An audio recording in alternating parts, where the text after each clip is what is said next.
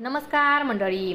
Star प्रवाहावरील लग्नानंतर होईलच प्रेम या मालिकेच्या पुढील येणाऱ्या भागामध्ये आपल्याला असं बघायला मिळणार आहे की आता काव्य ही सांगत असते की ताई मी फेल झाली आहे. तेव्हा नंदिनी म्हणते की अगं काव्या तू अशी कशी फेल झाली, तू तर सगळा अभ्यास केला होतास ना. तेव्हा काव्या म्हणते की अभ्यास सोडून बाकी सगळ्या गोष्टी माझ्या डोक्यात फिरत होत्या. नंदिनी म्हणते की अशा कोणत्या गोष्टी तुझ्या डोक्यात फिरत होत्या. तेव्हा काव्या म्हणते की माझे मन एक्झाममध्ये लागलंच नाही. आता माझी मेन एक्झाम डिसेंबरमध्ये आहे. आईने मला सांगितलं होतं की त्यांना त्यांच्या बहिणीच्या मुलीचं लग्न बघता आलं नाही कारण त्यांना माझ्या बाळाला निवडायचं होतं. तेव्हा पार्थ आता रागातच म्हणतो की आई तुला काय गरज होती या सगळ्या गोष्टी सांगायची.